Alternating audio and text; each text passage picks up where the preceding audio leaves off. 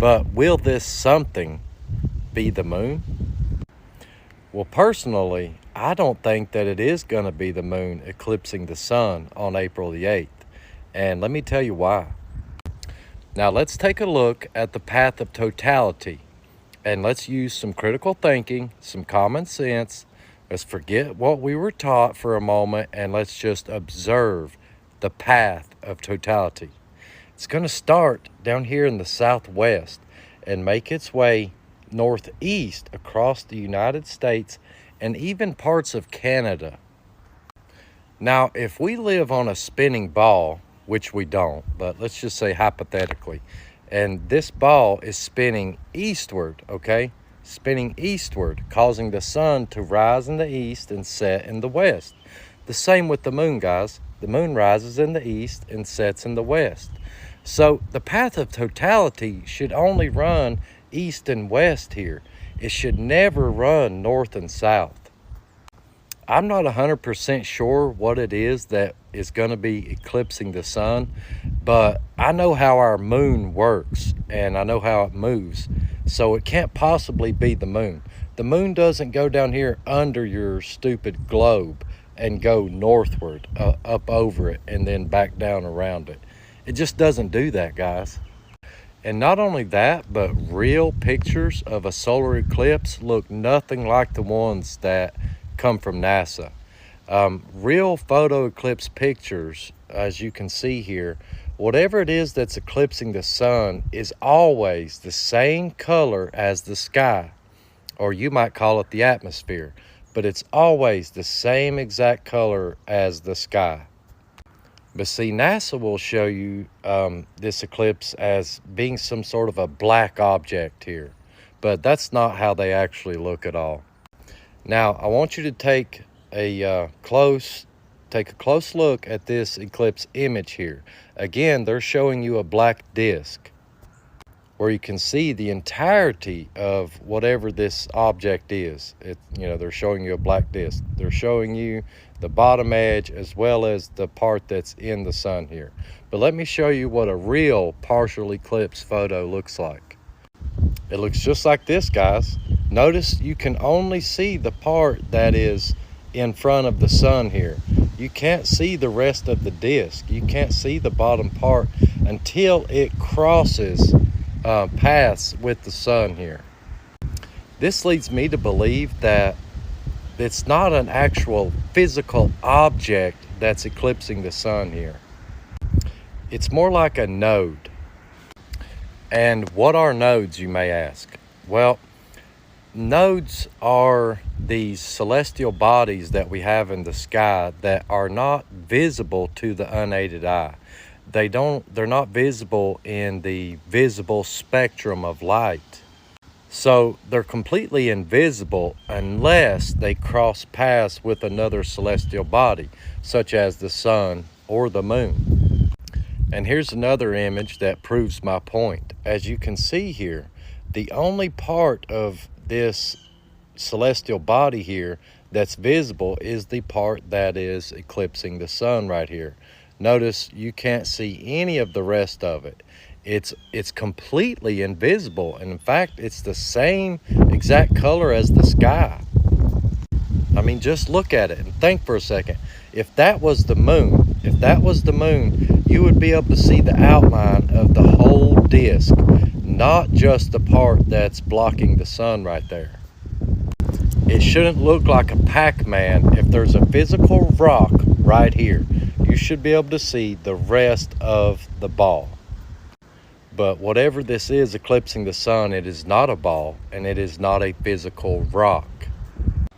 Now look at this picture. This is a picture from the eclipse that we had back in 2023, and I took this photo myself. I wasn't in the path of totality and it was extremely cloudy that day, so I could only get, about a handful of really good pictures.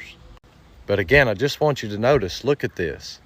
You see, whatever it is eclipsing the sun is the same color as the sky here. It's blue because the sky is blue. And that goes in line with what I'm telling you about the northern and southern nodes. They are invisible to the unaided eye. They appear transparent, actually, unless they cross over another celestial body. That's the only time we can see them. Now, this particular eclipse, back in 2023, it started out up here. It went from top to bottom, from north to south.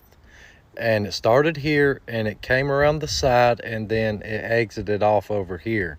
So this thing did almost a full 90-degree turn within a matter of an hour or two. But now, like I said, use some common sense.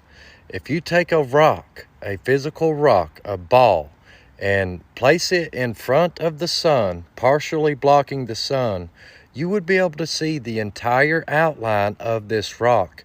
You wouldn't only see this Pac-Man looking thing here. You would see the whole outline of the ball, because the sun would be shining on the back of it, and the sunlight coming around it would reveal a circular object there. But the fact that that's not happening tells me without a doubt that this is not some sort of a ball or a rock eclipsing the sun. Have you guys ever heard of Ketu and Rahu? Ketu and Rahu are the northern and southern nodes.